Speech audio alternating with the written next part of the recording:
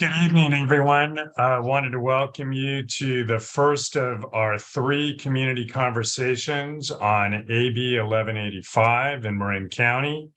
I'm going to give a few introductory remarks. I'm Supervisor Damon Connolly.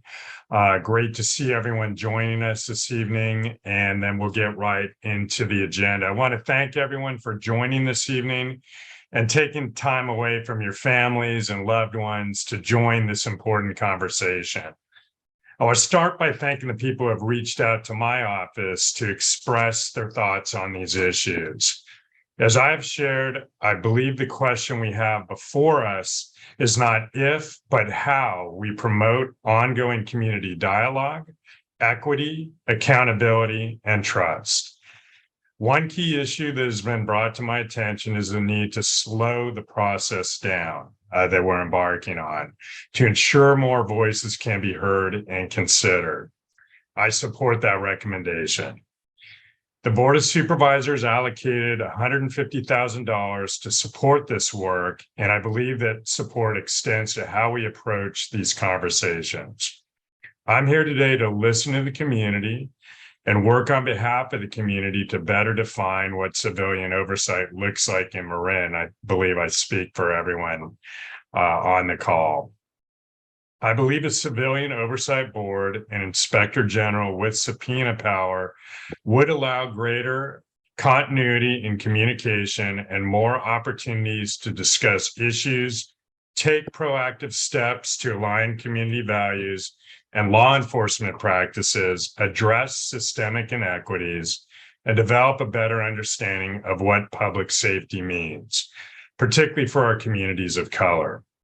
In fact, civilian oversight is a best practice.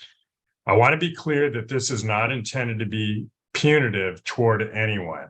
I believe that civic dialogue leads to better policy and that AB 1185 offers a means for that dialogue. Given the swearing in of a new sheriff who is joining us this evening, the persuasive grand jury report, and the ongoing requests from the community for 1185 community oversight, the time is now. I look forward to this evening's conversation and the ongoing work with the community to better understand how AB 1185 should be structured in Marin. So again, thank you. And who am I turning it over to now? Jamila? Thank you so much, Supervisor Connolly. Good evening, everybody. My name is Jamila Jordan. I'm the county's equity director. Really excited to have everyone here in the Zoom room together. Before we go to Sheriff Scardina, I want to take a moment just to invite our interpretation team to share how people who speak different languages can participate. So I'm going to pass it over to our first interpreter to talk through these slides. Hola, buenas tardes para todos aquellos que nos están acompañando esta tarde. Si ustedes quieren participar o escuchar esta conversación en español, lo que necesitan hacer, si están utilizando su computadora, oprima el botón que dice interpretación y haga clic en el idioma que desea escuchar, por ejemplo, Spanish para español. Si desea solamente escuchar esta conversación en español con la interpretación, a favor de apagar o silenciar el audio original. Si ustedes nos están participando por su celular y desea escuchar esta conversación en español, a favor de entrar en Zoom y busca los controles de la reunión y toque el más, o sea, son tres puntitos. Ahí habrá de tocar Language Interpretation, o sea, interpretación de idioma, y tocar el idioma que desea escuchar, que es Spanish. Muchas gracias.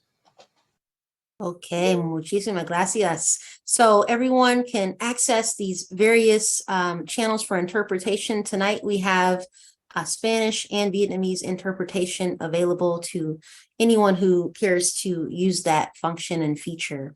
And so with that, I'm going to go ahead and pass it over to Sheriff Scardina to share a few opening comments. Thank you, Jamila, and just have a few comments I want to pass on. And much like Supervisor Connolly said, we want to use this as an opportunity to listen to the community and hear what the community has to say. And we're really looking forward to make this process a successful process in making us, the Sheriff's Office, a better place, and for us to be more transparent and listen to the community and how we can make that happen. So I also want to introduce Under Sheriff Sylvia Moyer, who is also online and joining this process. And I want you all to know, and the community to know, and whoever joins us in the next couple nights to know that we're going to be good partners in this process, and we want to be a part of this process. And I think that shows by the two of us being here tonight. I do want to just give a little bit of insight on what's going to happen the next couple nights. Obviously, we are both here tonight. We will both be in this process Thursday night. Unfortunately, I have a conflict on Saturday, so Under Sheriff Moyer will be representing the Sheriff's Office on Saturday, and moving forward, we'll certainly both be part of that process as well. And then one last comment I want to make about tonight is we at about 6:55, we're both going to turn off our cameras. I just kind of want to give a heads up.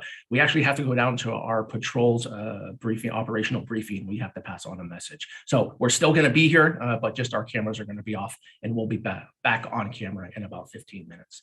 So with that, just want to thank you for the welcome, and looking forward to the process. Wonderful. Thank you so much, Sheriff Scardina and Under Sheriff Moyer, for being here tonight. And so with that, everyone, we're going to go ahead and turn it over to our facilitators, Cameron McElhaney and Brian Core. Cami, please take it away. Bây giờ mình sẽ chuyển qua Brian Khan. Thank you so much, Jamila. Dạ, cảm ơn Jamala. And I see we have one of our facilitators, our interpreters here. So we're going to work on that behind the scenes, but I think we've got it together now. So Cami, off to you. Great. Thank you so much, Jamila.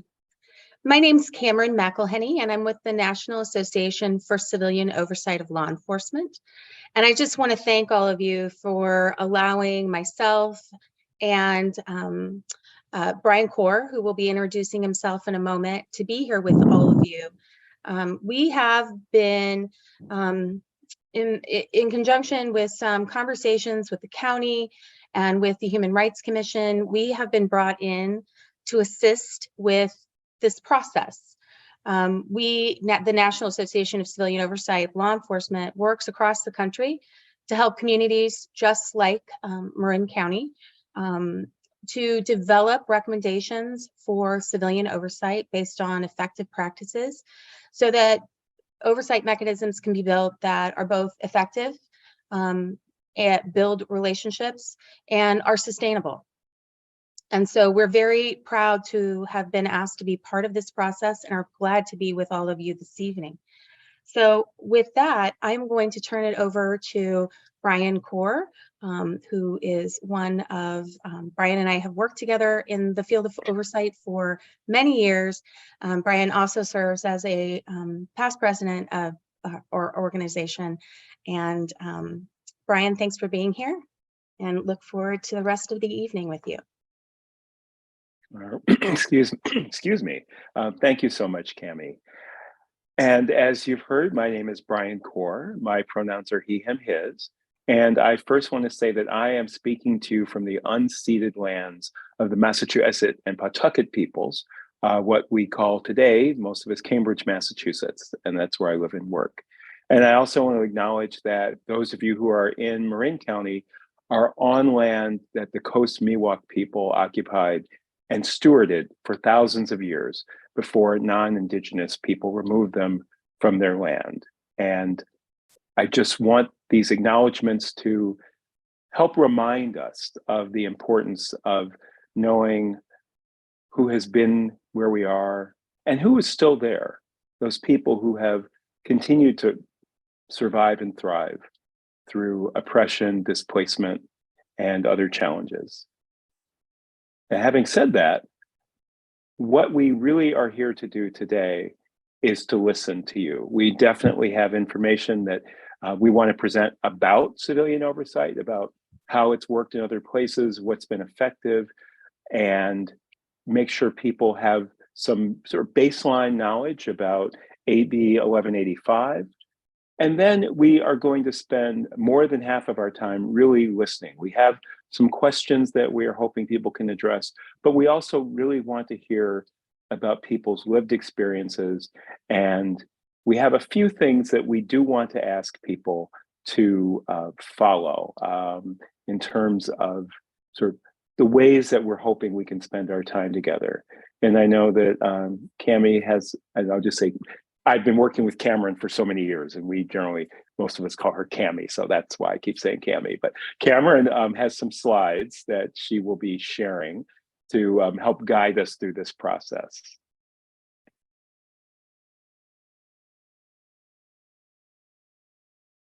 So, of course, we are here to have this conversation about civilian oversight of the Marin County Sheriff's Office.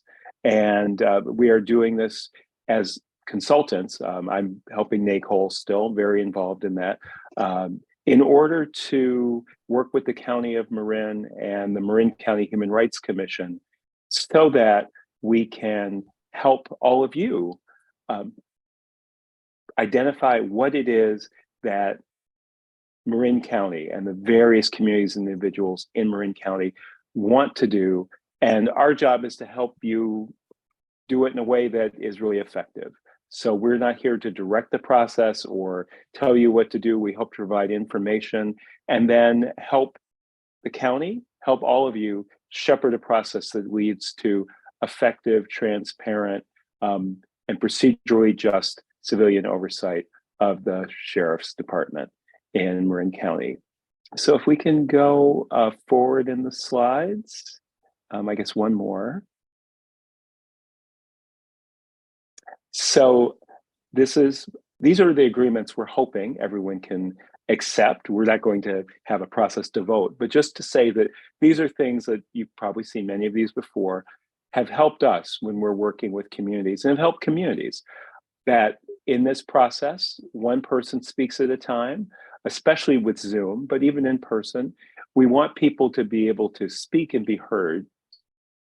And in the same vein, make space and take space. Sometimes this is called step up and step back, but the idea is really that if you are someone like me who tends to have a lot of things to say, can take up a lot of space, make space for others. And if you're someone who hangs back a little bit, try to step up a little. If you're willing and able to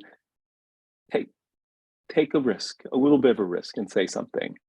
We do ask that people speak for themselves, use I statements, and we recognize that we all have experiences that come from our various identities, from the things we've gone through.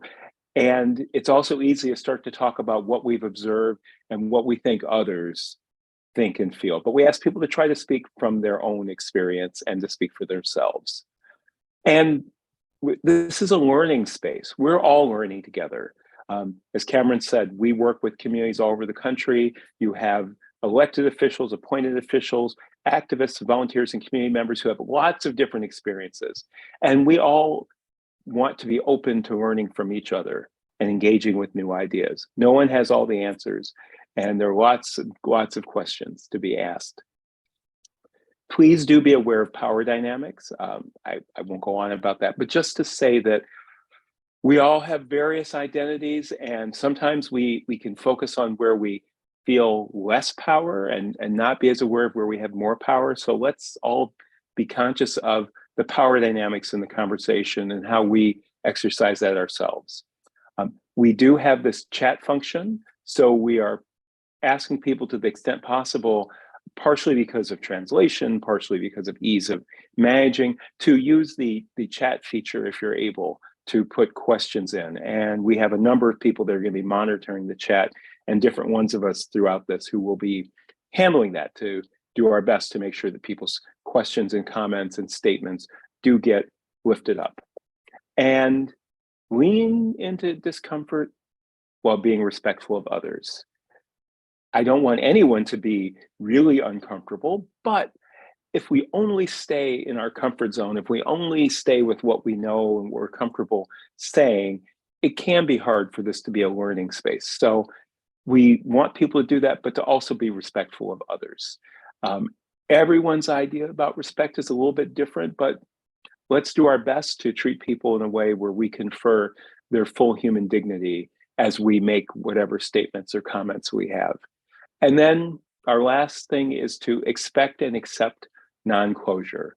This is part of an ongoing process and conversation, certainly not the last time or place or way that we'll be listening to input from the community, but know that at the end of this time we have together today, we're not going to have all the answers, but the process will continue and there will be opportunities to raise questions, to get answers, to share opinions from tonight onward. So I think that is all I want to say about that slide. If we can go on to the next slide, just to say, again, I'll say out loud since we're doing translation, our agenda, we're going to provide, Cami primarily and me a little bit, some of the background and context around this community engagement process, around the legislation, AB 1185, that statewide in California is allowing the creation of civilian oversight of sheriff's departments, something we're very excited about. And then the nature of civilian oversight and what has been shown to be effective. We'll then talk about identifying challenges and opportunities as part of that process. But again, the majority of our time tonight, despite all the talking we're doing, is going to really be listening to your experience and ideas. So we did want to on the front end, do some, as I said, kind of providing information, do some level setting, get people sort of on the same page, but then open it up. So that is our agenda. And if we can go to the next slide. So I'm going to, at this point, turn it over to Cami. And I really just want to say before our last thing that I probably didn't say this word exactly, but I'm really, really glad to be able to be part of this process. It's just been so gratifying to work with new communities, and I'm excited to be a small part of this journey with you. So with that, that's my framing. So thank you for being here, and just look forward to the rest of our time together. So, all right, so Cami, take it away. Thank you so much, Brian. And please feel free to call me Cami because it feels odd otherwise. So I wanted to talk a little bit about what the process currently surrounds. So a working group has been formed, the AB 1185 Community Outreach Working Group, who is going to be working on with NACOL, with the HRC, with the county to develop strategies to engage with the community around this process, then to also work to come up with recommendations that will eventually be forwarded on to the Board of Supervisors. But one of the main pieces that's happening right now happens to be looking at these different types of engagement. So the first piece is us having these community conversations. We always find that having some information from community at the beginning is really helpful to frame the process as it goes forward. Not only do we, who are outside of your community, benefit from this, but we like to try and provide as many possible opportunities for people who might not have been able to express their opinions, their thoughts about this process, to add their voice to it. So as many touch points as we can provide. So over this next week, we're going to have 3 different community conversations, which we're looking forward to. And I hope that one thing that I find during these is that I learn as much as, if not more, than what information I give. So the next piece that we'll be working on with the working group is a survey. What that survey eventually looks like is still being drafted, and also working with the working group to develop a way to make sure that we can get that survey out to as many people as possible. It'll be available both digitally and on paper, but working through processes that allow us to get to communities and to make sure people know about the survey and have access to it in the way that is easiest for them. we'll continue to work through the working group to promote different types of engagement processes with constituents, conducting outreach to let people continuously know about where the process is, where it's going, and also the working group will be providing feedback on drafts, putting information into those drafts before feedback is ever even needed. And so helping to build the framework of the options that would be available for the Board of Supervisors when they implement AB 1185. And then also we will be conducting focus groups throughout Marin County. Now, the working group is still hasn't even had the chance to begin yet on what these will look like, and we'll be helping them through that. But it's another chance to listen to people in person about their experience and what they think will help most in when implementing oversight in Marin County. So there's lots of different points of community outreach and involvement. It's not just about getting information out, it's really more about getting the information in so that we make sure that as many people as possible have their voices added to the process. So with that, I want to talk a little bit, one of the things that we thought would be important for this evening is some very brief information so everybody starts the conversation towards the end of this presentation with the same information. So just for those of you who might not know, I have a feeling that most of you on this know about it, and that's why you're here.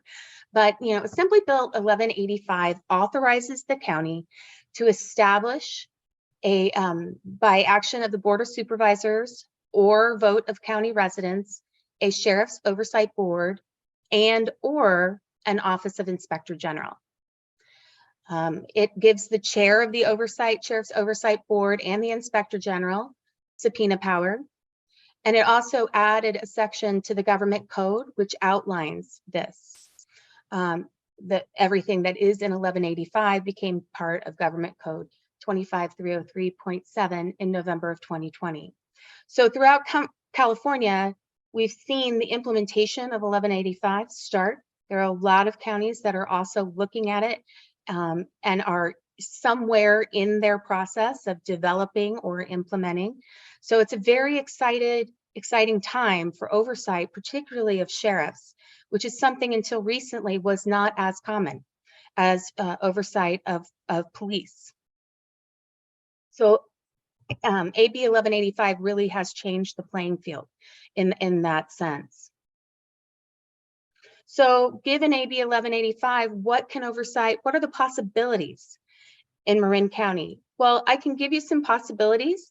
What the recommendations look like. We have a journey to get there, but let's look a little bit about the two different aspects that AB 1185 allows for. The first part is the Civilian Oversight Board, also sometimes called a committee. Sometimes we even have it called a commission as well. So the government code outlines that this committee is to assist the Board of Supervisors with its duties required and pursuant to Section 25303. The members of the board are appointed by the Board of Supervisors. The Oversight Board is comprised of civilians as opposed to sworn law enforcement personnel. The Board of Supervisors designates one person as the chairperson, and any person, the chair of the Sheriff's Oversight Board, can issue subpoenas.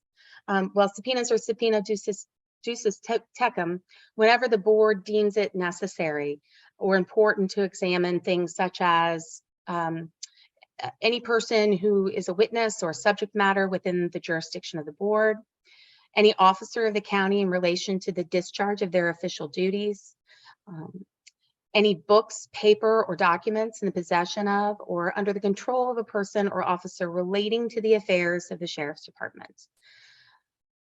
And also, something that's very important in this whole process is that compliance with the Oversight Board and their subpoenas is enforced by Superior Court action.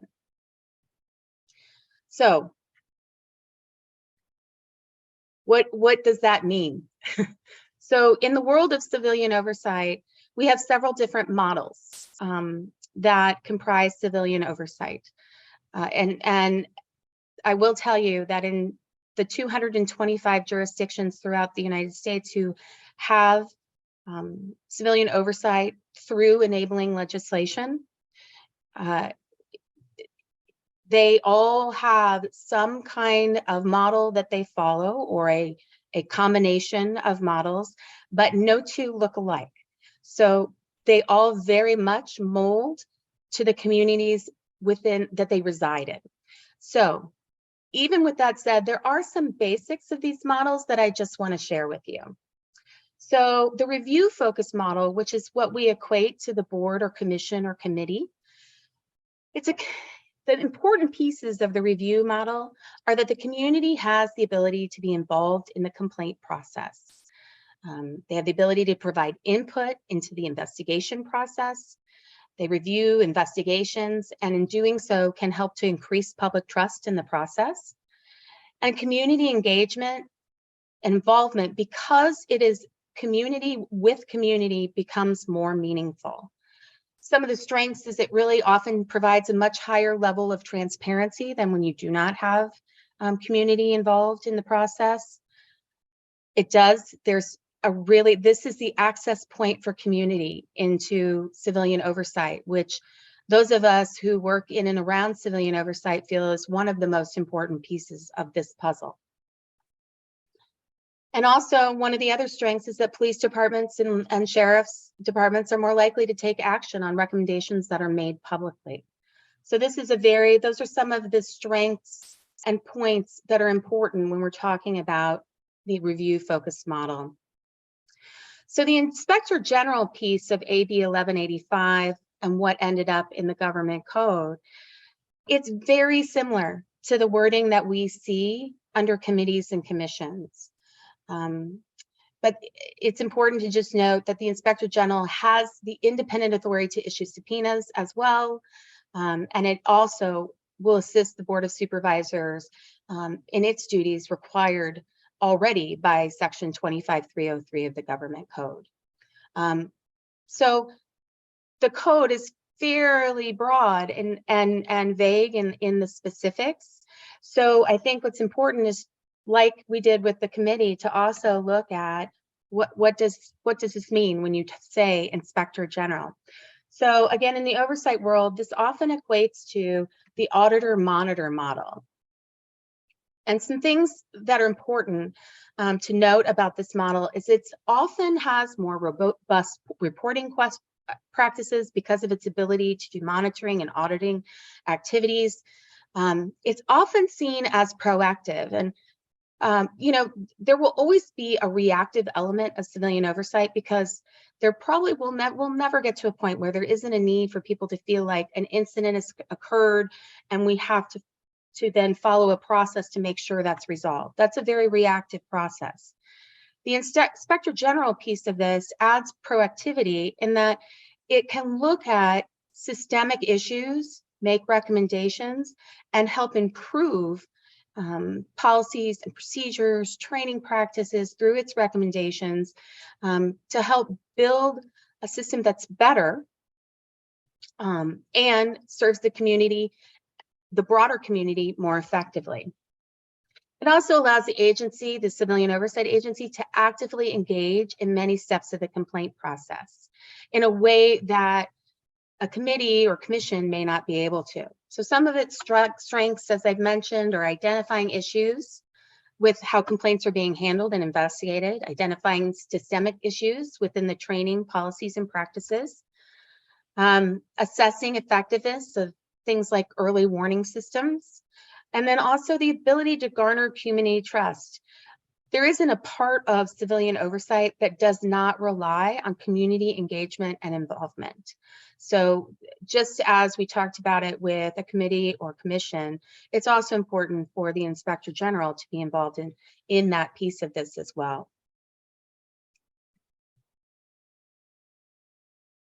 So regardless of what type of model is chosen, one of the main pieces is about building legitimacy, and it's rebuilding legitimacy from several different angles.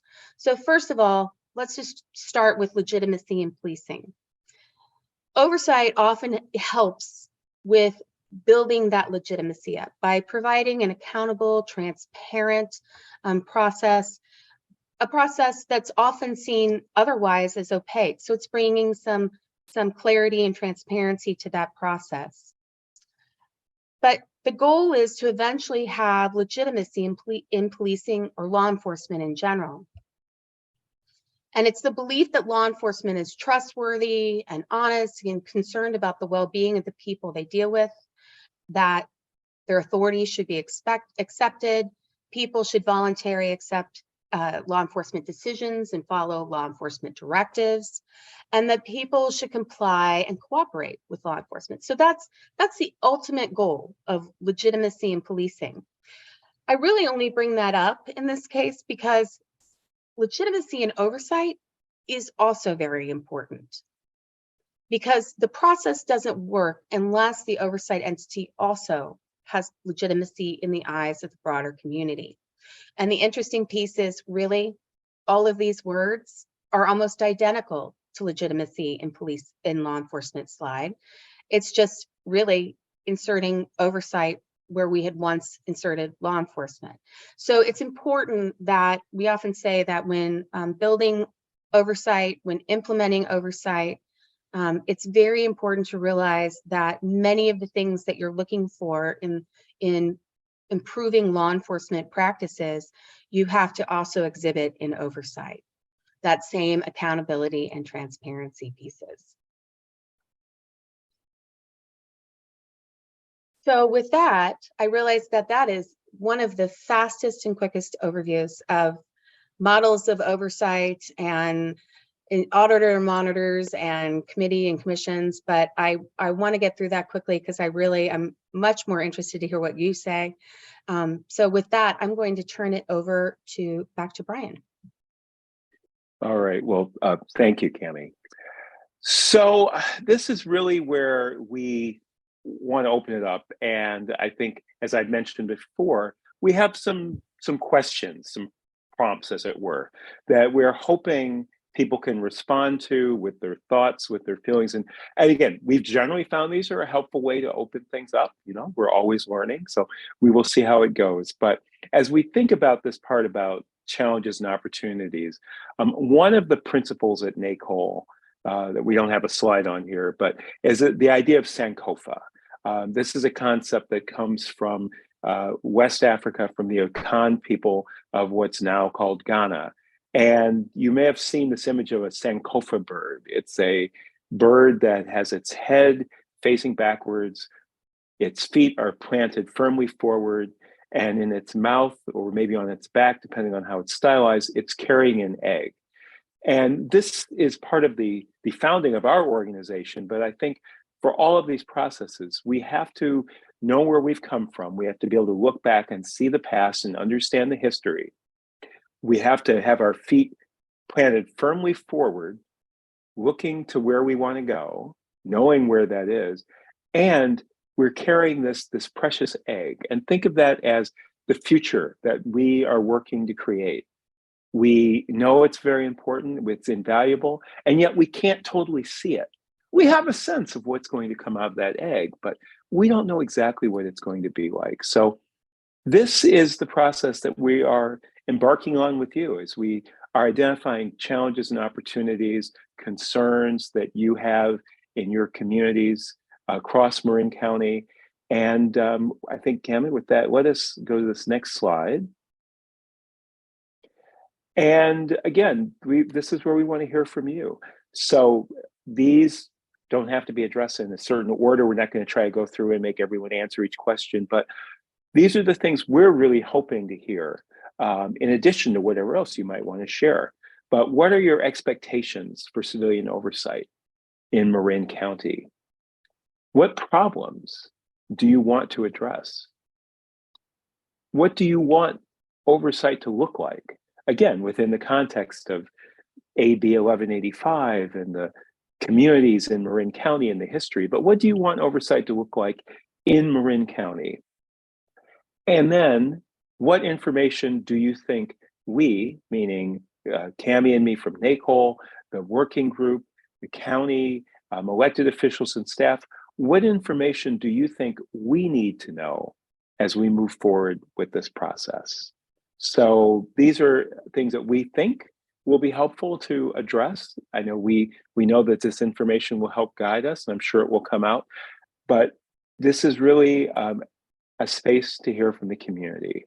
So we really tried our best to get through everything quickly. If there are specific questions about the content, about what we've talked about the presentation that Cami did, we will also try to answer those. But this is really just, we want to be able to hear from you. So I think with that, I am going to open it up to the process. And again, we're doing these things on Zoom from across the country. We are going to put those questions in the chat.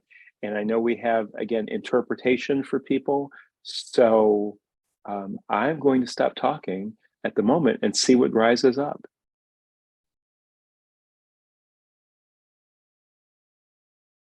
And since those questions are going to be put in the chat, I'm going to actually stop sharing my screen so that we can see everyone a little bit better. Thank you, Cami. And I'll just reiterate that first question that's in the chat. What are your expectations for civilian oversight in Marin County?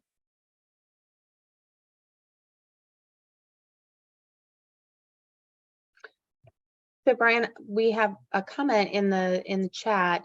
Are there examples of effective oversight models and relationships that can help us to have realistic expectations? Yeah, well, I said we could answer questions, so that is a great question. As much as everything is unique in this work, I think there definitely are some good examples. You saw a slide earlier, perhaps it mentioned the Los Angeles County Sheriff's Oversight Commission. There have been lots of issues in Los Angeles County, and they have proven to be effective. They have had some real challenges in their community. They have some struggles with their sheriff. I would say in Los Angeles County, you would not see the sheriff in a meeting like this listening to the community. And they have still managed to be effective. The combination of the structure they have, because they predate AB 1185, obviously, but also they have good relationships with the community. They listen well, and they have been able to, I think, provide that sense of legitimacy through the way they've treated people. But Cami, I'm sure you've done more work more recently in California than I have. I've just worked with Sonoma County primarily, so. Sure. So I think that that's a good example, because I also think LA County is a great example, because there's also some things for people, they're still trying to perfect the process of civilian oversight. That's one of the things that we clearly understand in civilian oversight, that we don't want to be stuck in this is the way it must work. Sometimes there are places where enhancements, improvements, additional powers or authorities as you move along that we can learn from. And then we also are seeing new entities. I have to tell you, since the summer of 2020, the growth of civilian oversight has been exponential. Up until 2020, there were approximately about 200 oversight entities around the country who were enabled through legislation. If we're counting advisory boards, there's a lot more, but if we're talking about those that actually exist with powers that are through legislation, about 200. After the murder of George Floyd and the protests in the summer of 2020, we saw, and NACOL's not the only organization working with jurisdictions, but since then, we're working with over 150 different jurisdictions who are in one phase or another of implementing oversight.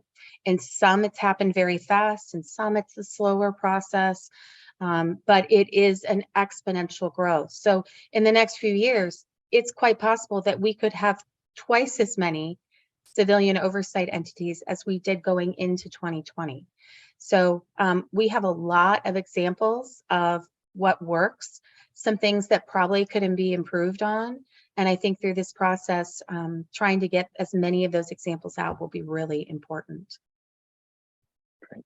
Thank you, Cami. Mhm. I see that Cesar has a hand raised.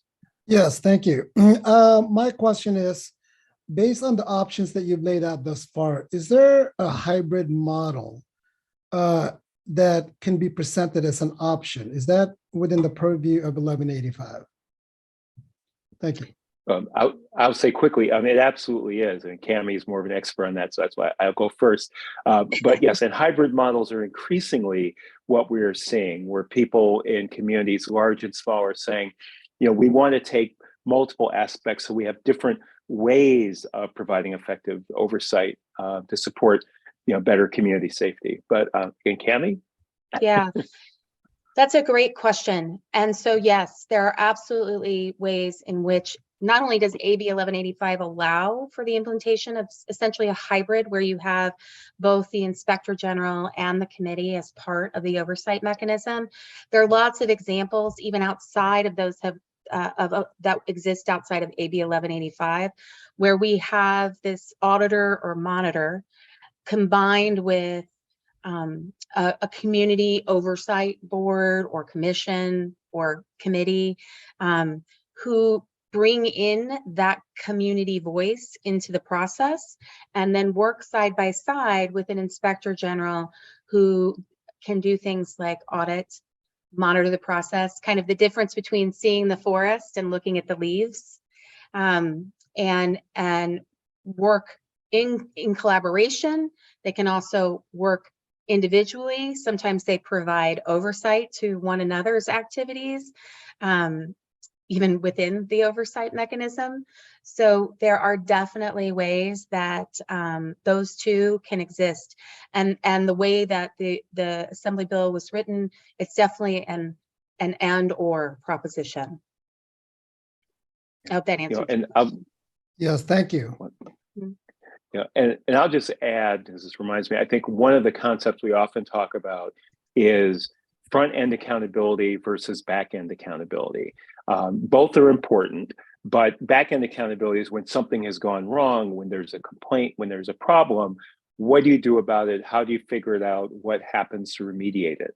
Front-end accountability is more looking at policies and procedures, looking at the desires and needs and experience of the community members to then shape the kind of law enforcement, the kind of policing, the kind of public safety that's provided. And looking at the balance of those things, depending on any given jurisdiction's needs and history, helps determine how you want to do that. How much do you want to do Inspector General, which is looking more at systemic issues versus looking at investigations of complaints specifically and what to do about that after it. So that's an important thing that I think this whole process will be looking at as well, as you think about what's the right mix of civilian oversight in the county of Marin. So. And let's see. Another question in the chat or comment. Okay, I expect pushback from the members who do not fully recognize the opportunity that oversight presents for cultivating legitimacy and building community trust. Buy-in from the department is critical for the success of this collaborative process. What messaging are the members receiving? How can we better fold them into the stakeholder conversation? So I can just, do you mind if I just start with that last piece about folding them into the stakeholder conversation? That's great, yes. So one of the things that we do talk a lot about is stakeholder engagement as part of not only when you're developing civilian oversight, but also throughout the existence of an oversight mechanism. And it's important to remember all of those stakeholder groups that are kind of included under that umbrella. So not only do you have the different stakeholder groups that make up what we often just kind of bulk together as community, but there's also the elected officials. Sometimes media are considered stakeholders. There's lots of different, but also law enforcement is one of those stakeholder groups. And so what we found in communities is that doing this process with stakeholders, so in this case, if we're talking about law enforcement, doing something with them is much more effective in the long run than doing something to them. So making sure that there is room for lines of communication, making sure, because one of the things that becomes very beneficial once oversight is implemented is it becomes this conduit. So you have an oversight entity who one of their mandates is that community engagement and involvement piece. So not only can you provide information about what you're doing as an oversight entity, some of the things that you're learning about law enforcement as an oversight entity, you also bring these opportunities to hear from the community information that is really important to get back to law enforcement. And sometimes that is information that someone might not feel comfortable providing directly to law enforcement, but may very well feel comfortable providing it in an atmosphere or in a in a forum where that is being run and facilitated by members of the community.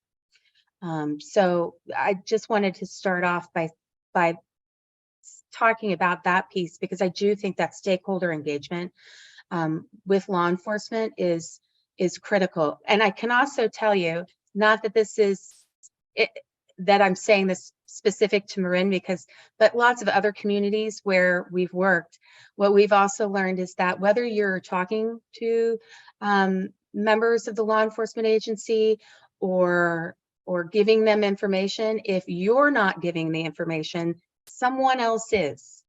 And so making sure the most up-to-date, accurate information about the process, about civilian oversight, about what it will look like is really important, so that they understand that not that oversight isn't there to make life difficult for law enforcement.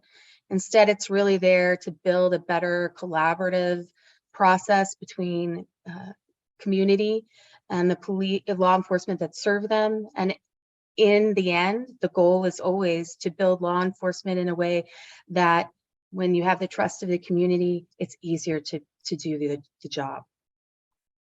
So, Brian, I'll leave the first part to you. Sorry to take so long in the last. No, not at all. And I'm watching to see if other questions start emerging or other hands. I haven't seen, there was a hand, so good. I won't talk too long. I think that, it's a very good question, because this is something that I have certainly seen happen in many communities. And part of it is that you need to have within the law enforcement agency, which is a top-down structure, you need to have support from the leadership for doing it. And you also have to, as Cami said, you have to be communicating with people. And so that happens inside the law enforcement agency as well as outside. And again, we've got people here from that agency to listen. So I'm not trying to put people on the spot now, but I think that they're here and they're hearing this. And if they didn't already know, which I suspect they did, that's a really important part of their role as leaders in the law enforcement agency as part of this process. Because as civilian oversight gets formed, it's in everyone's interest for it to be collaborative, for it to be effective, because civilian oversight doesn't just improve things for the broader community, it also improves things for law enforcement. And that's something that we have seen time and time again. It's been demonstrated through national research that NACOL was able to do with funding from the Department of Justice over a 3-year period. And so it's a really powerful thing.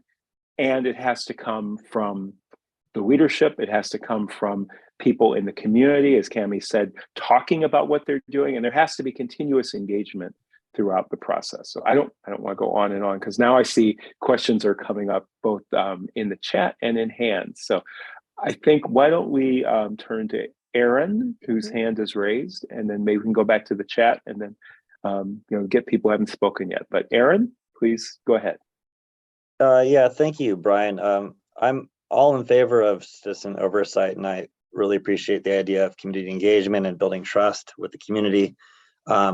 But whether it's a commission investigating complaints or a inspector general investigating systematic issues. Once that final report is issued by the commissioner or inspector general, who's in charge of making any administrative changes or decisions after that's submitted? The opinion of either entity. I'm going to turn over to Cami as the AB 1185 expert. Well, so I can tell you that the exact specifics of that are yet to be determined, because some of those things about process and how complaints are handled and reporting is handled will be part of the recommendations that the working group eventually come up with. I can tell you, when we're looking at other oversight mechanisms across the country, there are a lot of times what they do is build into the ordinance that guides the work. They build in things like required reporting, like annual reports, or perhaps sometimes quarterly reports with certain things that need to be put in them, so that there is as much information out there as possible. Again, applying that same level of transparency to the work of oversight as oversight is hoping to apply to the Sheriff's Department. Also, and I do say this, all of this is subject to existing laws. So what can be made public often is very much dictated by existing statute. So keep that in mind. But some of the things you can talk about are, if recommendations are made in many communities, part of the enabling legislation says that once a recommendation is made, that then there are X number of days for it to be responded to in writing, to make sure that that there is a constant communication between both parties. So those are some of the things that happen. There's lots of other examples out there of ways to make sure that the work that's being done kind of keeps momentum, that it doesn't just kind of languish. But then also that second piece of making sure that as much that you can produce publicly and put out there, that you do to apply the same level of transparency. Okay, great. Thank you. I don't have anything to add. So let's see, I think I saw there's a question in the chat, and let me just read that out loud. It's from Stephen. Many people with lived experience with law enforcement are terrified of filing complaints. How do existing 1185 committees, or I'll just say civilian oversight bodies, deal with this problem? And the same issue with complainants who are undocumented immigrants. So Cami, do you want to start? I'll see if I have anything to add. Absolutely. So,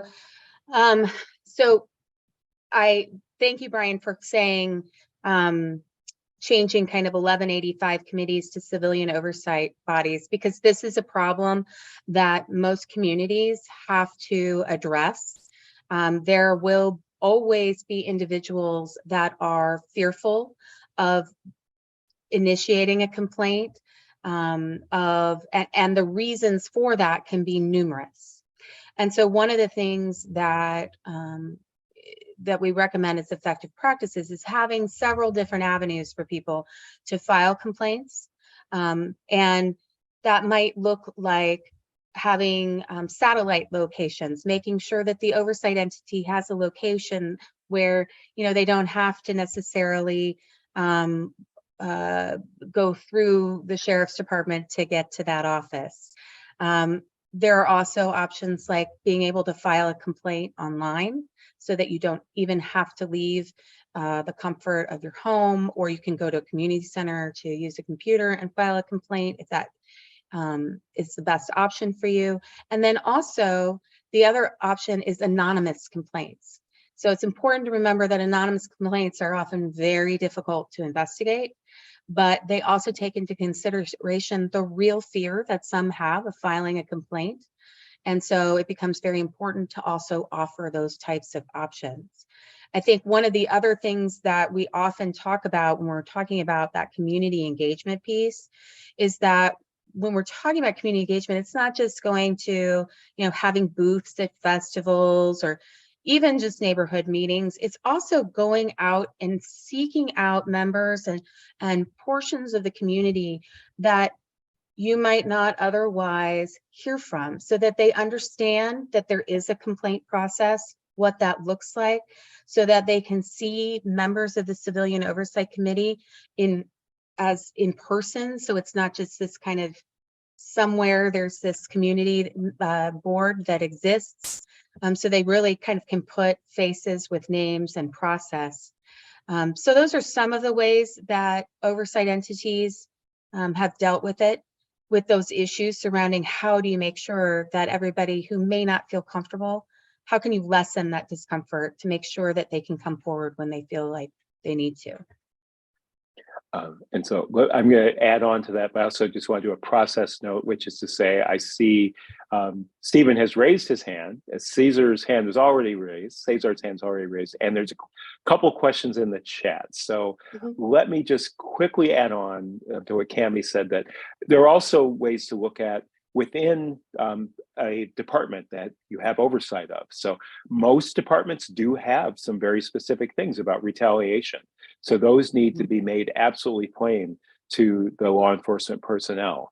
And you have the important aspect of this oversight body reporting to the Board of Supervisors. So it's not just in isolation. So there are different levers that can be used. So let me just ask Stephen, did you have a specific follow-up to what's been said? Yes, if I could, it was just a follow-up, and you partly answered it when you mentioned retaliation, because the issue is not just the filing of the complaint, it's what happens with it. And, a lot of lived experience population, they're interacting on a daily basis or say weekly basis with law enforcement. They're at the sort of apex of what some of the problems are. And there has to be a culture coming out of the sheriff's office, loud and clear, that whether someone has filed a complaint or a complaint is in process, is going to have absolutely no effect on how deputies interact. And I'd be interested to hear from Sheriff Scardina or his deputy what their thoughts are on that. Oh, so two things. One challenge is that I believe this is right when the sheriff and the undersheriff said they had to go to do, I think, roll call. So they're not able to actually answer that question right now. And I know that we're trying to have this really be a chance to listen more. I mean, Cami and I are hoping to provide more kind of detailed answers about civilian oversight. So I guess that's probably about all I can say on that. But I appreciate the follow-up, Stephen, because it is important that comes from the law enforcement leadership, and that people know there is no possibility of retaliation. I know, and so I didn't mention in my own introduction, I'm in charge of civilian oversight in Cambridge, Massachusetts. And that is one of the most important things that professional standards and our police chief, our commissioner, make clear, is that there will not be any retaliation, because that is a far more serious offense than almost anything that someone might make a complaint about. So it is very important. So let's see. I know Cesar had a chance to speak already. I think he has been waiting for a minute, and then Cesar, and then Ida. Okay. Probably. Yeah, and that'll be my last question for the evening. Okay. So I want to recognize and acknowledge that the Peace Officers Association is an influential group internally and politically and organizationally. At which point do you recommend, if at all, that they be sitting at the table, or at least be acknowledged for their role and participation in this process, if at all? Because what I'm trying to really clarify is what is the unique influential role that unions have, the peace officers unions and associations have in shaping these set of recommendations or implementation? Thank you. Yeah, I'll start quickly. I would say that that's going to be for the working group to figure out. But my general recommendation is that you want law enforcement leadership, you want some rank and file, and you want the union somehow engaged in this process. They may not be at every single meeting voting on things, but if you don't engage with people as you do this, and every aspect of the community, including the law enforcement agency and the members of that agency, it can often come back to be a problem. That doesn't mean that everyone comes to the table and they're completely excited about everything that gets said and what the result is, but it's much better to listen to people, to give people the opportunity to be heard. Again, it's these principles of procedural justice that we talk about for policing. People should have voice. They should be treated with dignity and respect. It will have an impact on them. It's not to say the impact is equivalent to the impact that policing and law enforcement has on those communities most impacted, but it is a factor. So that's my general recommendation. And it's going to be up to the people in Marin County who are doing this to decide exactly how they want this process to happen. I'm sorry, I was longer than I intended, Cammie. I don't know if you have something. No, that was great. No, and I thanks for the question, because it I think often the opinion of and perspective of the union is left out. And I think I kind of alluded to this in a different context before. They're going to have an opinion and a perspective whether you ask them or not. And so making sure that it's good to be informed. It's good to know what perspectives are out there. And then also it's a great opportunity to give them information so that you can start kind of, I think a lot of times people are more fearful of that which they don't know. And so if they know more about civilian oversight and the process, sometimes that can help long term. Oh, absolutely. Okay, so you'd mentioned there's a question in the chat from Ida. So this is a question, I think, for you, Cammie. Has the working group been developed? Yes, it has. So there were 15 individuals who were appointed from a group of people who, from a greater number of people who applied to be on it, and they represent different communities throughout Marin County. They have recently just had their second meeting. We have quite a few of them on the meeting this evening, listening in and asking questions as well. And so, yes, and you'll probably be seeing them throughout the engagement process. Thank you. Absolutely. Thanks for your question, Ida. Thank you for that question. No, it's a really important question. When I saw it, it's like, oh, that we should make sure people know that. So, so we have a couple more questions in the chat from Tara. I hope I'm saying it right, because I know people pronounce it different ways. So I'll read them out loud. It's sort of two questions, but it's really one. So in the hybrid model, can the chair position of the Community Commission and the Inspector General both have subpoena power, or is it either or? And then the follow-up is, or is that up to the current working group to decide what that looks like and can be? So I'll just jump in, Brian. So the way that AB 1185 and the resulting government code is written, it gives that subpoena power to both the community, the chair of the community committee, and the inspector general. So now that will be part of the conversations and how that works and who exactly how the process of subpoena has to work and how that'll be in the final recommendations. But AB 1185 itself gives that possibility of authority to both the inspector general and the committee. Okay, all right, thank you. And so then I guess the follow-up part is that up to the working group to decide, so that they have the ability to decide to create both positions, which would both have independent subpoena power. And then whatever specific model gets proposed could include both either theoretically neither, seems unlikely. Okay, so I see there's a question from B. Camarena, and then I'm going to go back and remind people some of our aspirational Sure. questions. I can go next. Please. And I'll start just by saying that I hope that you all as consultants in this process really did your research around the real issues that happen in Marin County. And with that being said, you should know that our county is very high on the charts as one of the most, if not the most segregated county in Marin County in the Bay Area. And San Rafael is one of actually the most segregated city in our county. So in my opinion, any county that has these rates should by default have a civilian oversight. But second of all, I want to say that around what you stated on community engagement, Marin County does already a very good job in collecting data via surveys and trying to collect community input, etc.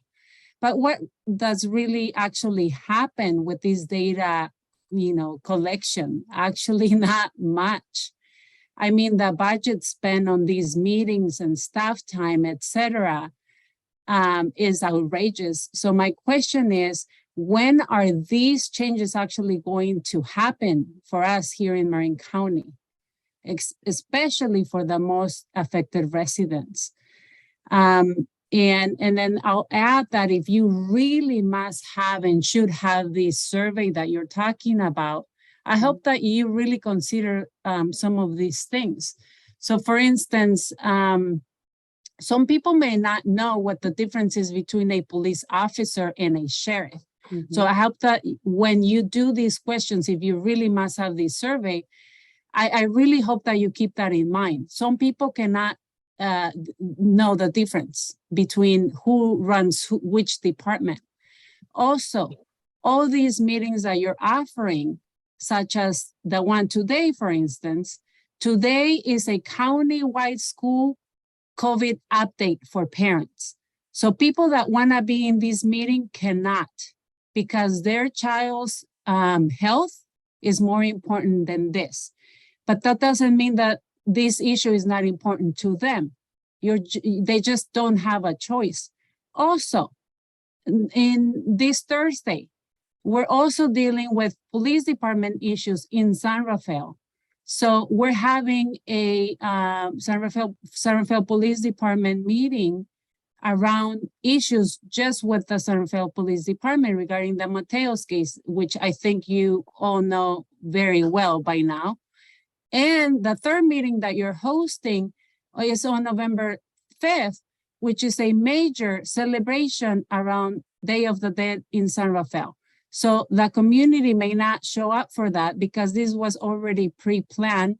And these meetings, I'm very involved in the community. I'm actually one of the Marin County leaders, Latino leaders in Marin. And this was already planned a year ago. And so to have a successful and transparent process that you mentioned at the beginning of this meeting, my question to you is, how are you going to really engage the community after this meeting? I mean, really, Marin County not only faces language barriers, but, we also have people that have technology issues, internet issues. And so what is the realistic timeline for this process is my question. And I hope that, and I'm very happy that Supervisor Connolly is here and maybe other, elected officials are present in this meeting, but can we really look at the big picture around, county-wide law enforcement, including police departments, sheriff's departments, and our DA office? We're tired of this situation. But it seems to me, and really it seems to me that we're duplicating efforts and we're being redundant around these concerns and issues that are happening. I'm tired, I'm ashamed. And I hope that, if, I don't know how many more meetings do we really need to have? How many more surveys to realize that we're failing as a county around equity, inclusion, around race and cultural competency? That's all I have to say. Thank you. Yeah. Well, first of all, thank you. Obviously, there's a lot in what you said, and I take it to heart. A lot of it is outside the scope of what we from NACOL are here to do. Some of it's outside the scope of the working group in this process. And I really appreciate you bringing us to a place of kind of interrogating what's happening, but also giving us very specific information about what you're looking for, the broader concerns, because that only helps us. And as you mentioned, Supervisor Connolly is here, who did talk about the timeline and making sure it's a workable timeline. I think one of the challenges that we often face in this work is change can't wait. And to do sustainable, meaningful change, it takes time. And that's often a real tension. And so you've surfaced so many of those things. I really appreciate how you've also uplifted the need to hear from those people who are not on Zoom, who, whether they don't have good internet access in an urban area or in a rural area, those people who have gotten tired of going to meetings and don't want to go through the process of the agenda.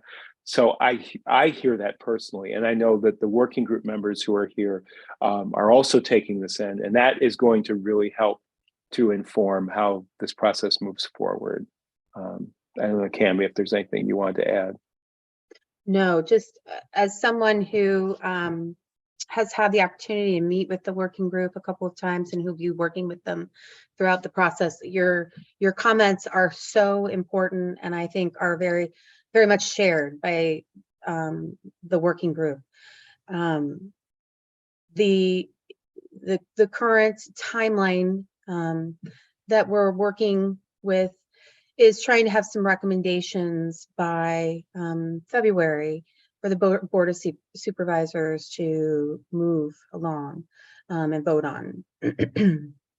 And so I really take to heart that even with the best intentions, having 3 meetings in 1 week so that people could choose one doesn't mean that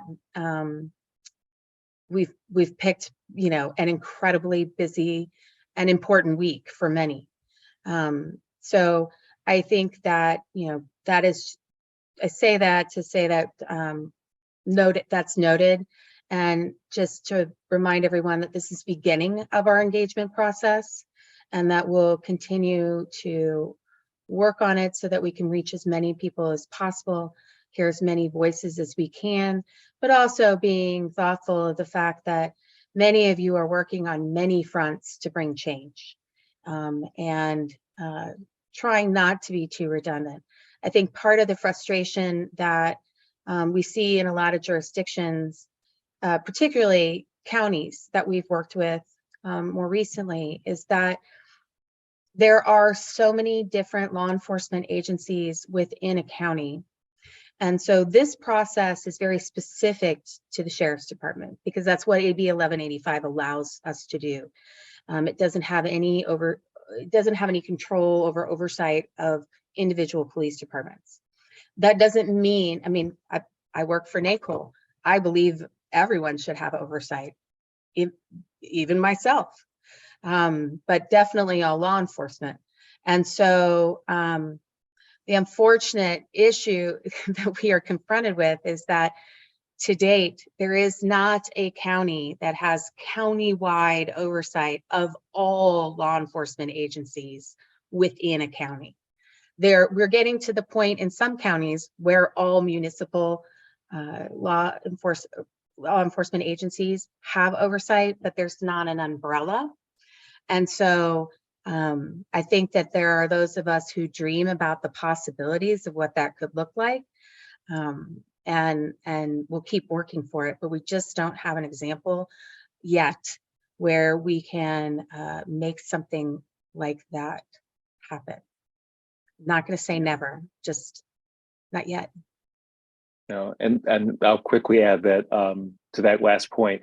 I mean, I've done some work with people in New York State, Rockland County, and Pennsylvania, out here on the East Coast, where people have tried to do that, and there are lots of challenges in terms of municipal governments and independence and all of that. Having said that, one of the things I think is heartening is that when civilian oversight gets established and it is successful and it's effective, then that demonstrates the need for oversight in other communities. And it goes again from being kind of almost like a back end, things are terrible, how do we fix them, to, this is really what every community should have. It should have a community informed process of looking at policies and procedures and practices so that it's done well. So it's not a direct answer, but I do think that this process can lead to seeing more effective and seeing in some cases, oversight of law enforcement in your county. Okay, so I kind of went off there. I have strong opinions about this, though. So there is another question in the chat from, I hope I'm saying it right, Jenna.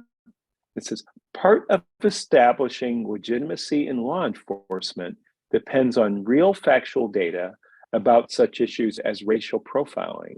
Will the sheriff and the working group be committed to using the state mandated RIPA data, which I assume is racial profiling data in California, on a regular basis to measure performance? Now, I guess I will say that I don't know that we can say that what the sheriff will do and what the working group, if they will be committed, because they're still in the process. But Cami, since you've been working with the working group, perhaps you can comment on how that question is part of what's happening and how that would happen. So there's not a whole lot I can say about that, because that's not something that I've discussed with the working group yet, and I don't want to speak for them on that because they haven't, as a group, really addressed it. It does make me think of something that I just want to throw out there, and that is that during the recommendation process, where particularly when you have a working group or a commission that's been brought together to come up with recommendations, there is a difference between the data that they will need to make that happen and the data that will be really important for the eventual committee and inspector general to have access to.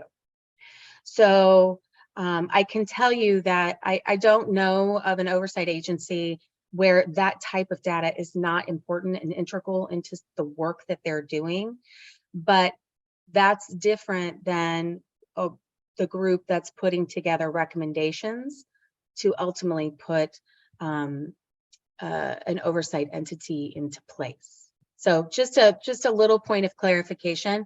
I do think that data is very important, and considering the data that's out there in your recommendations and access to it will be a very important process and discussion for the working group to have.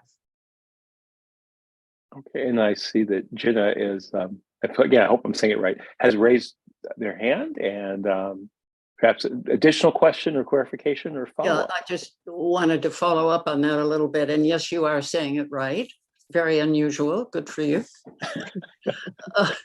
The RIPA data covers police encounters of all kinds. It is not just about racial profiling or anything else, but just to your point, Cameron, that the committee eventually might use data versus what the working group uses.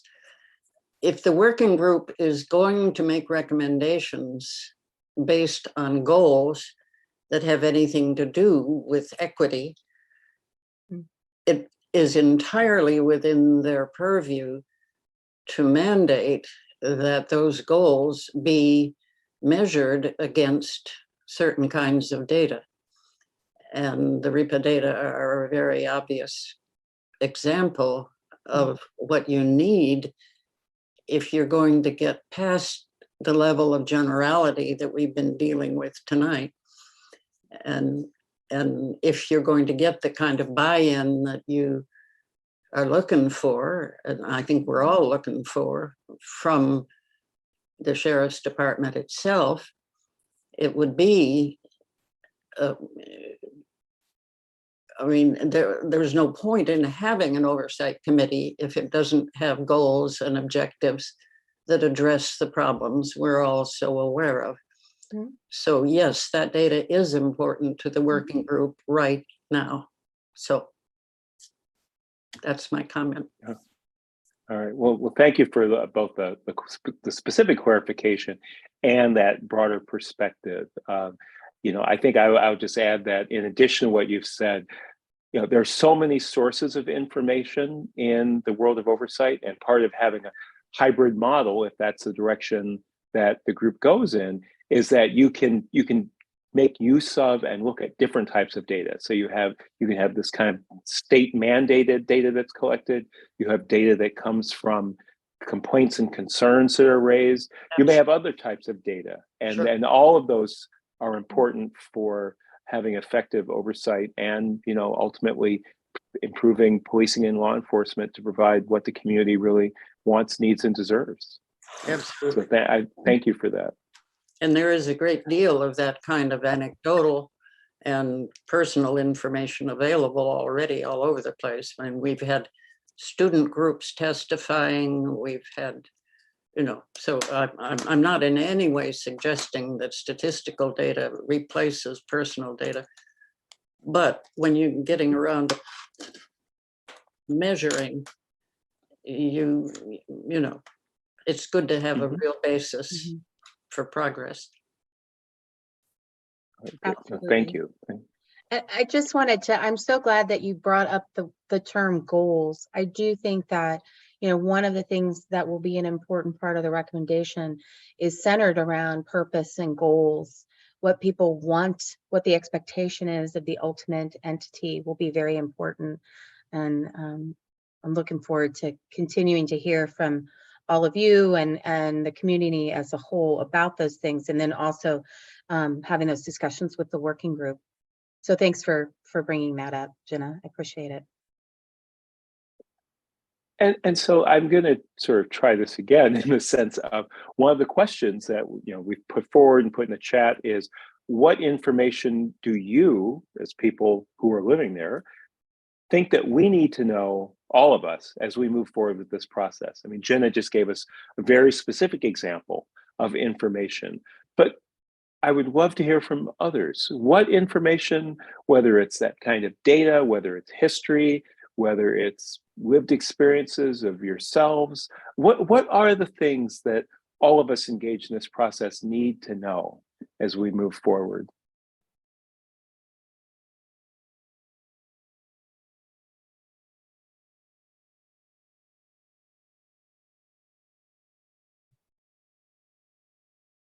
Okay, I see Aaron's hand has gone up. So Aaron? Yeah. Hey, Brian, just going back to Brenda's comments earlier, I think some of the information that would be helpful would be specific examples of where there's been successful citizen oversight committees, commissions, or investigators, because as Brenda mentioned, like, we already have a lot of data in Marin County. And if we're going to be asking our community members to join a commission, unpaid and going above and beyond what they would normally want to do, is it worth their time? So if they're investigating complaints and their recommendation is that, for example, an officer should be released or fired, in other examples of citizen oversight, is that what occurs, or is there some sort of teeth that this mechanism has that we can share with community members? I'm not sure if my question is clear, but no, it is. I think this is that thing where I think maybe Cammie will jump in on this one, but I can start briefly. this sounds like a stock answer because we see all the time, but every model is different. Over 200 models are different. Most civilian oversight does not have direct authority over hiring, firing, termination. Some have direct disciplinary authority, but generally, and many people would say it's an effective practice, is that you still have the chief executive, whether that's a police chief or a sheriff. In, say, municipalities, that may even be the mayor or the city manager, in conjunction with or instead of the police chief making those decisions. There are some challenges around how you have discipline that's meted out when it's not part of that internal process. And at the same time, there are models where that oversight board has that ability. More often, you have something where the oversight entity, whatever kind of structure it is, makes recommendations. And then I think, as Cami mentioned earlier, those recommendations, if they're not taken, there needs to be a written response that explains why. And it has to be part of the public record. But I sort of started that off, but I'm going to hand off to you, Cami, to give more detail. Thanks, Brian. So I do think one of the things that we'll do as we work with the members of the working group is, when each of the issues come about, providing examples of what that looks like elsewhere, what seems to work, what might not have worked in some. But just to take the example of discipline recommendations, that there are, as Brian mentioned, there really are very few jurisdictions in the country who have the ability, besides hiring and firing, but even to implement discipline or impose discipline or even make recommendations. So when we have, and a lot of times that has to do with Officer Bill of Rights, existing statutes. And one of the things that I guess, oversight tries to fill in, where if it can't go one direction, it tries to look at how can we still do this in an effective way that actually brings about sustainable practice. Is like in the case of discipline, when you have an inspector general who has that ability to look at things as monitor or auditor, and looking at, rather than imposing or recommending discipline, looking at discipline that has been imposed, auditing discipline to make sure that it's being distributed in a fair manner, and is not only beneficial to make sure that discipline's occurring, that it's occurring according to policy, but it's also a benefit to those who are members of the law enforcement agency, because then it's also making sure that they are working in a fair environment. So there are some ways where oversight can step in a way that might not be the original way that people had wanted, but it can be in a way that can really produce some positive movement in the work. So that's just one example, but I do think, wherever we can provide specific examples of not only the practice, but also what does that look like in writing, in the code that they're working with in that particular jurisdiction, I think we'll provide that assistance where we can. And and that reminds me to add a general set of issues that I bring up often, and I'm going to do it now, is that it's common for us to think about officer misconduct. An officer did something, the officer needs to be disciplined, perhaps the officer is biased, racist, not effective, whatever the specifics are about that officer. And that can be true. And you'll hear that from community people. You can hear it from people who talk about bad apples in policing, and that can be an issue. What my experience tells me is that often issues are more around training, around policy, and that when you see broader issues in a community, it's not usually only, and often not primarily, individual officers who have bias or who are racist going rogue or going against policy, but that there's a combination of culture, of training, of policy that leads to whether it's misconduct or things that are legal and within policy, but not acceptable to the community. And so I think that's again where that the benefits of looking more broadly at patterns, whether that's with an inspector general or an oversight board or committee that is looking at things in a more holistic way, because ultimately I think that's where real change happens. And that's why where you have egregious situations and the federal government has come in, done investigations into systemic civil rights violations and come up with consent decrees where they make an agreement with the government, like the municipal government, for example, the police department and the federal government to impose changes. Those can take a long time, but those are examples of where it wasn't just about officers doing something they shouldn't have done. It was really about broader structural changes. And those are the most egregious. But even in situations where you don't have the level that you've seen in some place like Oakland historically or New Orleans, you still have issues that civilian oversight can help to surface and transform over time. So, okay. Sorry. And let's see. So, someone's asking a question, which I don't think is for the group, which is how can I answer direct messages? That's more of a tech issue. Yeah, that's on me, Brian. My bad. I can't. So, folks, thank you for your messages.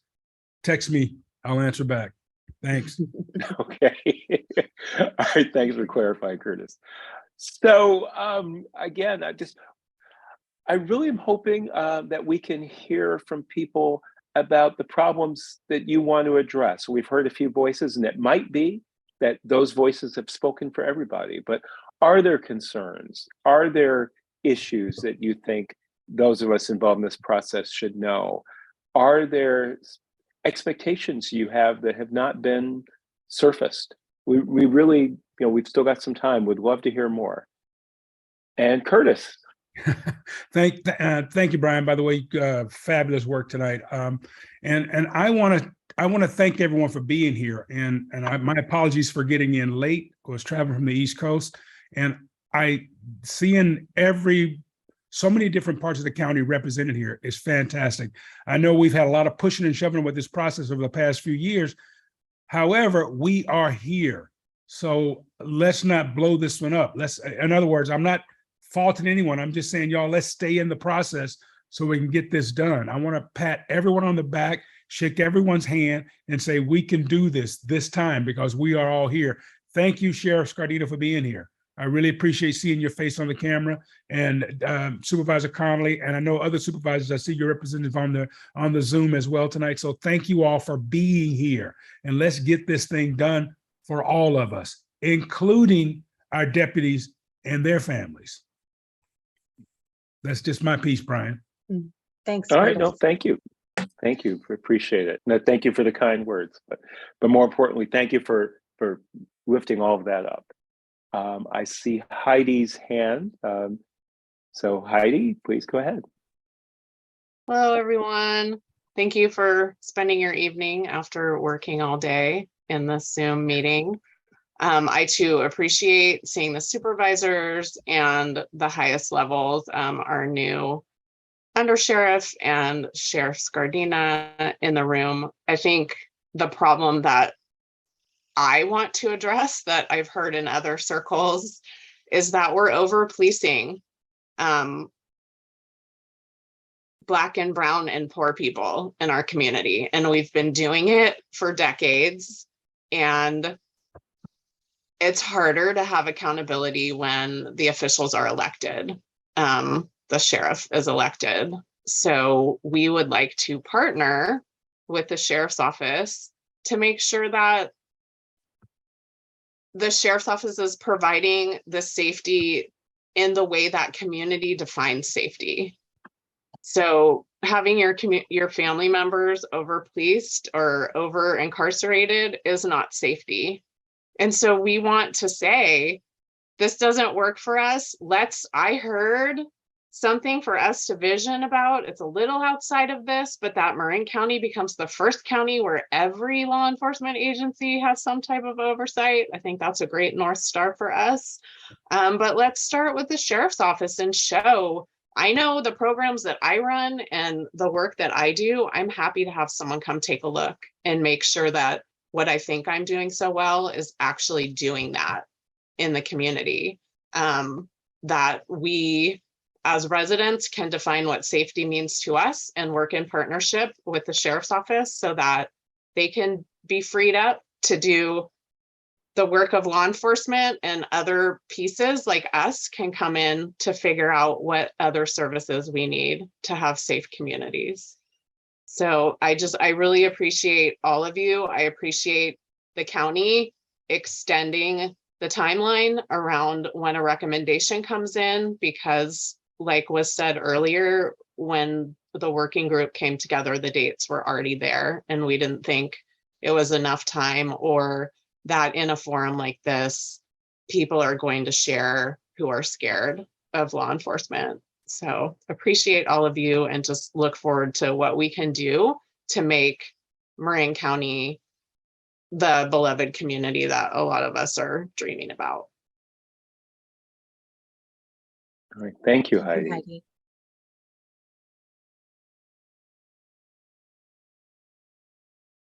I think I see an actual hand. Compton is the name on the screen, so please go ahead.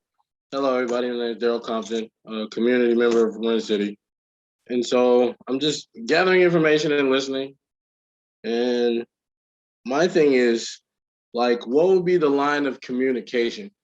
So when people feel scared, they're not going to go reach out to law enforcement if they don't feel like there's a connection there, or somebody that they're familiar with, or somebody that they feel like really can help them.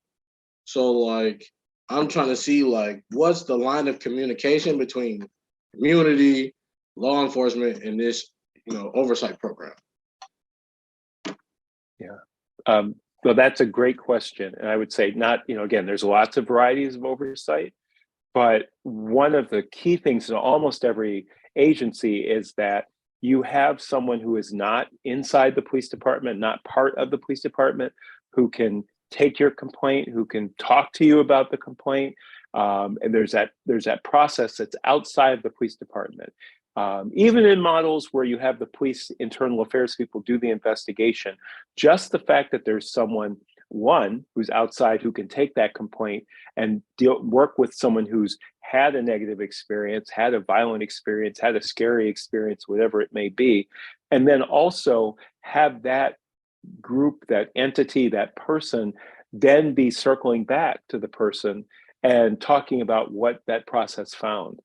It doesn't solve all problems, but it's a really important way that most models of oversight have to make it more possible so that more people feel comfortable coming forward.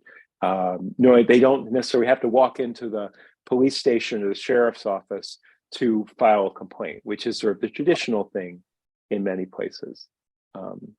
Again, I just started off, so Cammie, I want to make sure you might have more. No. Okay. No. Great answer. All right. And great question. Yeah, it's a very important question.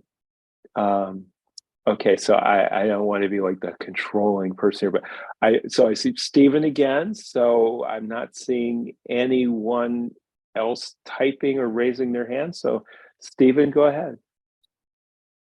Thank you, Brian. And I also want to express appreciation for all of the county and government officials who are here. It's certainly a testament to your commitment to make this happen, and that this is a serious issue. It has occurred to me, and I'm part of the working group, so I'm sort of immersed in this for a while, that in some ways our discussions are putting the cart before the horse a little bit. If we end up creating a commission, a committee, inspector general, it starts its work in the context of decades of the kinds of distrust with the sheriff's office that we know is a problem. So it seems to me, and it's a little outside the frame of what we're discussing tonight, but it seems to me that before the committee comes into being, it is extremely important, and I appreciate, Sheriff, that you're back here after your slight exit for a few minutes. But it seems to me there needs to come from your office and the supervisors a very, very strong statement that there's a new game in town. The elephant in this room is Bob Doyle. And you are not Bob Doyle, Sheriff. However, you worked for him for many, many, many years.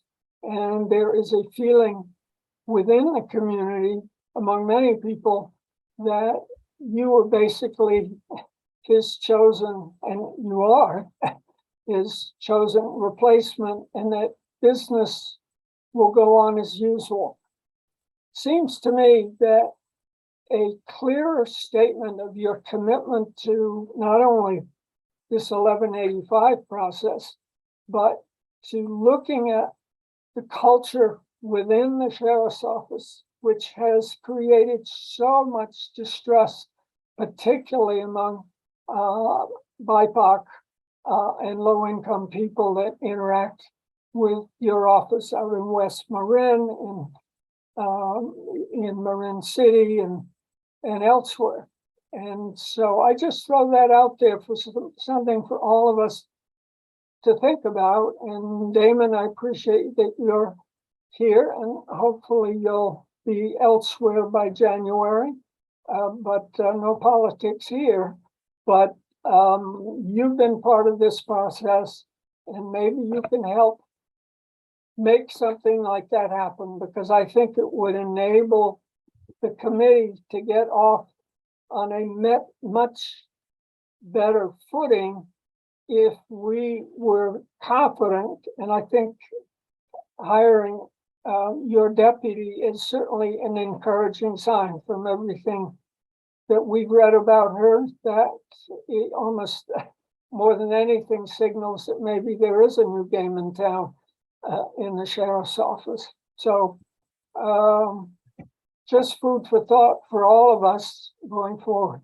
Thank you. All right. Well, thank you, Stephen. And I guess I will just say, from sort of the facilitator point of view, I appreciate what you brought up. I also just want to say that, you know, I think in this forum, we're not asking the sheriff to respond and make a commitment on the spot to these sorts of things, but just know that the sheriff is here, the sheriff is listening. This process will continue, and there will be lots of different places for that. And the other thing I just want to lift up, and this is not to pick on anybody, but just to, you know, one of the things that we said at the outset, I said at the outset, is that we're hoping people will really speak for themselves. And I understand the need to lift up the lived experiences of people who other people have heard from. And I just want to encourage, as we continue with this process, to the extent possible, if people can help us, those of us involved in creating this process, to make sure that we are able to connect with and hear those people and let them, so they can share those experiences, so it directly informs. So again, it's not to say that people should not have said what they've said or should not say it in the future, and to say, how can you help us to listen to those voices directly? And so that's, as I said, it's not directed at Stephen or anyone else. It's just, but that reminded me that that is one of the things that we really hope to do, is to, you know, hearing and recognizing that there are real limitations in this format, in the timing. What do we need to do so that we hear? And I see a couple of hands up. I also did notice there's a question in the chat. So since I was just talking, I think maybe I'll ask Curtis to go ahead, and then we can go to Ida's question in the chat. And I'm okay with going with Ida's question, because I think it's a great question.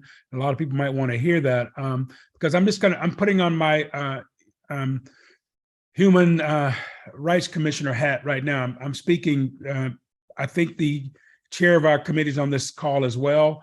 And we hold monthly meetings, and we at HRC want to hear from the community as well. We want to be able to bring, if someone's afraid, my brother Compton down in Marin City, if you know people that are afraid to bring things forward, please have them reach out to us at the Human Rights Commission.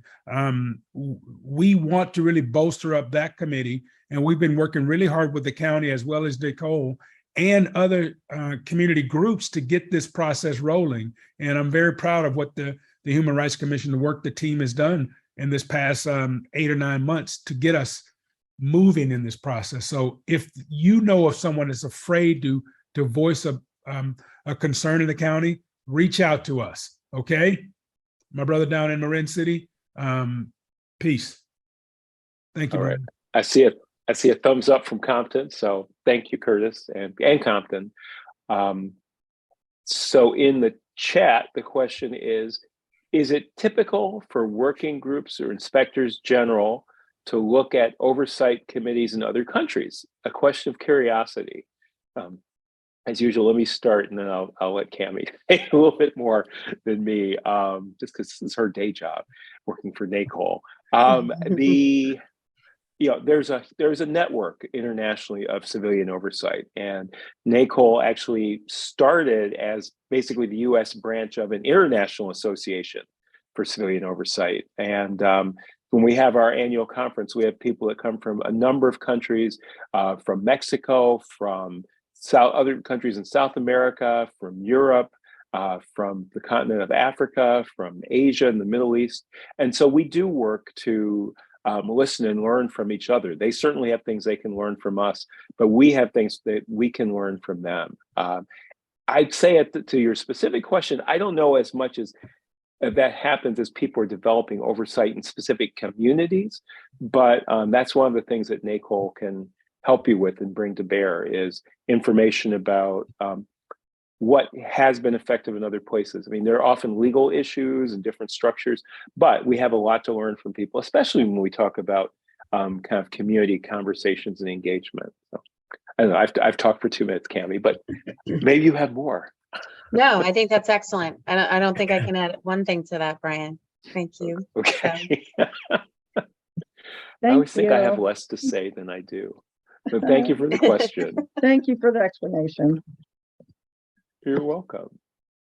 And Brian, So, please. I'm sorry to interrupt. I just, as we kind of, we're nearing the end of our time together this evening. And I just wanted to make sure that before we closed, although there were, we heard from several of them at the beginning, but I just wanted to provide opportunity if Supervisor Connolly, Supervisor Rice, Sheriff Scardina, if anybody wanted to make any last comments before we kind of closed things up for this evening. And it's okay if you, I don't want to put any of you on the spot. Well, I wanted to say something. Forgive me for not raising my hand, and you may have already addressed this, Pastor Leggett, and my church and congregation folk I serve in Marin City. I did step away for a moment. And I do appreciate the process and certainly everyone that is here. I just have a concern working with the community that I work with, and you want people to come to these kinds of settings. I can tell you honestly that most of the young people that I know will not come to a setting like this if they know that the sheriff is here. And so, and I know that it's important for him to be here. But just being truthfully honest, and I don't know if you addressed that or not, but truthfully, they won't come. They will not come. All right. Well, thank you, Pastor. Yeah. And again, I think we're thinking in parallel. You know, if you have specific ideas about how that outreach can be done, and sort of the framework of it, so that it is effective, that young people do come out and share their experience, or that we can reach them. I mean, whatever that format and forum would be, I think we'd be interested to know. Yeah, I think part of this process we'll be working to find ways to make sure that we have as many ways as possible for people to come and be part of this process in a way that feels comfortable to them. I think that's imperative in a good process. It's sometimes impossible to get everybody in, but you gotta go down trying. So I really appreciate you bringing that point across, and I think that understanding people's comfort level and ability to participate in different community engagement activities and how it's most comfortable for them to participate is something that has to be at the forefront of the work. May I add to that, Brian and Cammie, again, with my human rights commissioner hat on, not my citizen. One of the things when we talked about putting this working group together is so that we can get voices from all over the county if people were afraid to speak up. So Pastor Leggett, hopefully those young people in your congregation and in your community that are afraid, they can also relate to you, like I hope they do to me in my community, where I have a lot of teens and young African-American as well as Hispanic adults that share with me their concerns. So we can bring that back to the working group and also to whomever else in the county that may need to hear that. And again, I'm not talking, I don't want to seem like I'm talking down to anyone. I want to uplift everyone and say that if someone, my dad said to us, because we were big boys, and he said, because you're bigger, you got to take care of those who are smaller. And I took that to heart, meaning that sometimes people might be bigger than me, however, they're small in other ways. So I can speak up for them when they can't. That's what I'm trying to get across in the work we're trying to do at HRC is like, we'll speak for you if you need someone to stand in front of you. Yeah, and I would add to that we shouldn't expect them to come to us. We should go to them. Amen. Amen. I'm with you there, brother. Always. My wheels are already turning about focus groups for youth and ways that we can go out into the community in this process and have small, more comfortable conversations. Well, comfortable in that they feel good participating in them. Probably some uncomfortable conversations to be had, but hey, Cammie, with our couple minutes left, do you want to reiterate kind of the next steps, including the additional 2 community conversations? Are those going to kind of be standalone where it's literally the same format, or are they cumulative?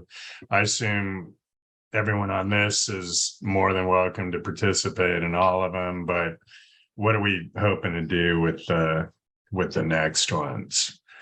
Thank you. Thank you for that prompt, Supervisor Connolly. So yes, the next 2 sessions, which will happen Thursday and Saturday, the content and the agenda is identical.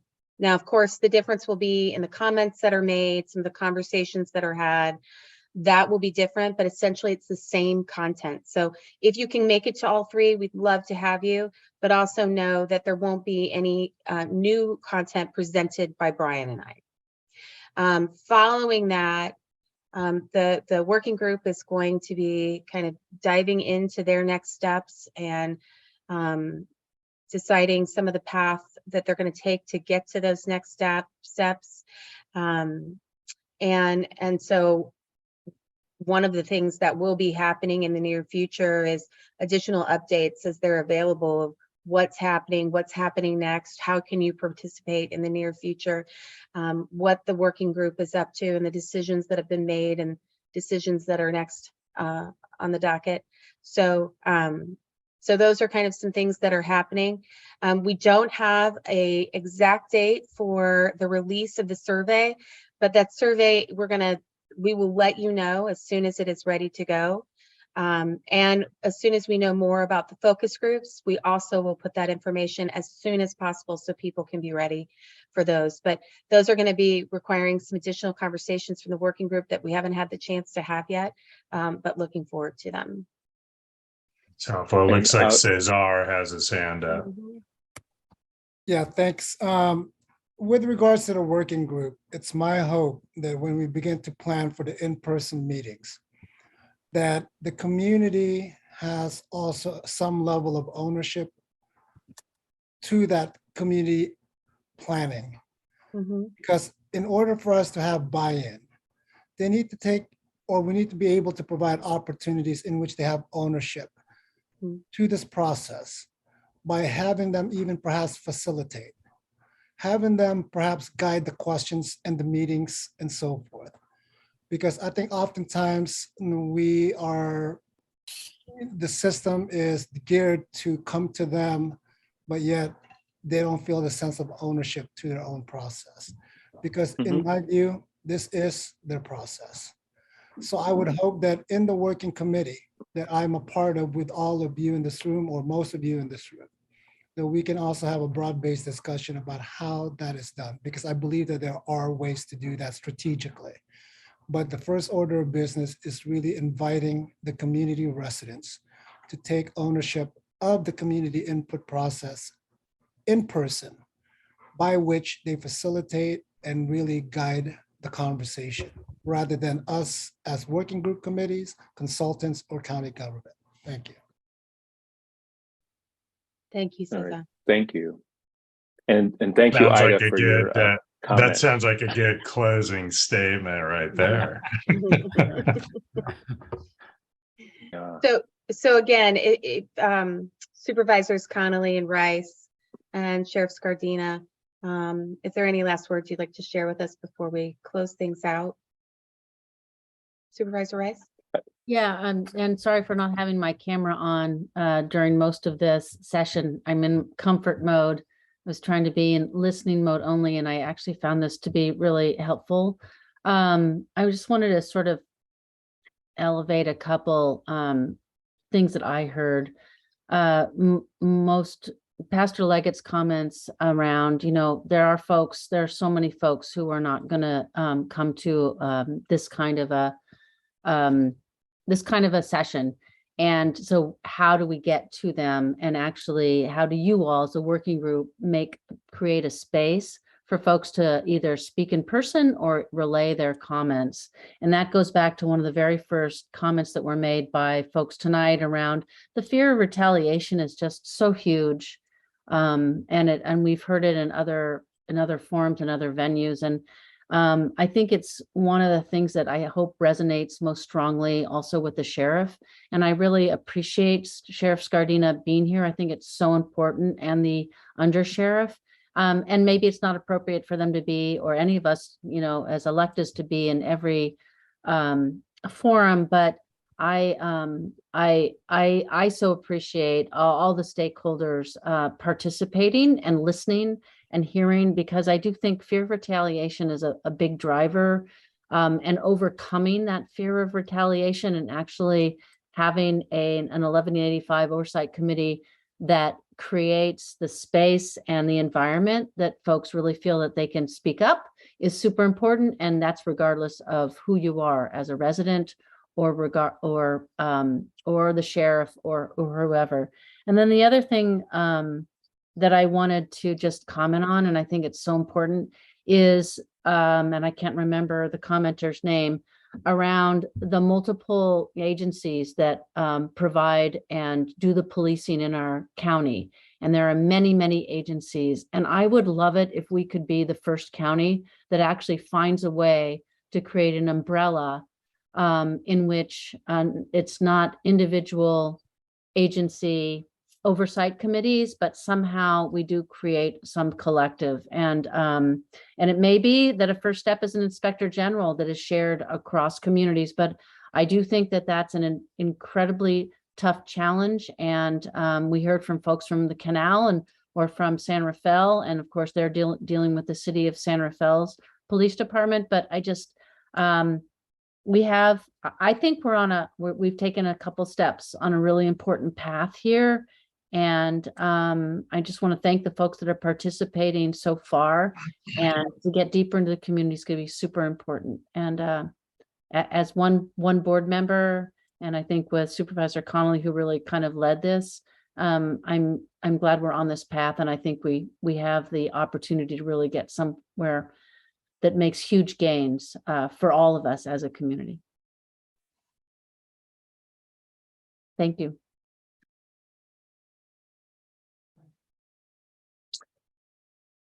And I'll simply add, I think that was well stated. Really want to thank everyone for participating tonight. Again, I echo that this has to be community-based. And, you know, I had occasion to be walking door to door in Marin City, specifically Golden Gate Village this past weekend, talking to residents at their doors and running into some folks. And it became evident to me, as it already was, I think, to all of us on this call, we have work to do to really earn the community's trust and to be transparent in the way we want to be and need to be. We need to be deliberate, but not delayed in this process. So really striking that balance is, I think, what we're all looking to achieve. And I think we're off to a good start with this meeting tonight.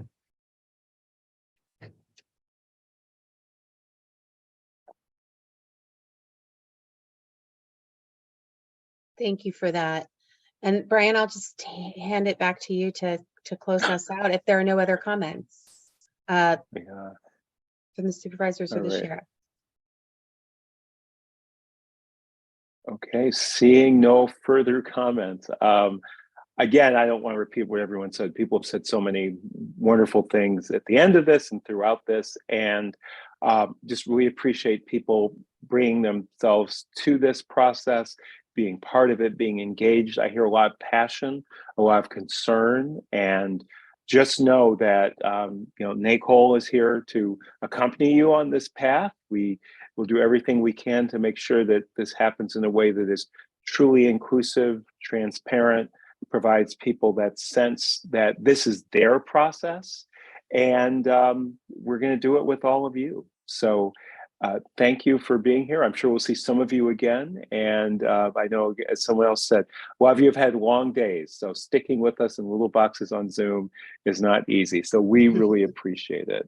And yeah, just if you have other, you know, there's many ways to provide information, but we look forward to hearing from people however you want to get the information to us, and more importantly, not so much to Cammie and me, but to the working group. So with that, thank you all. Have a good evening, stay safe, and we look forward to continuing the journey with you.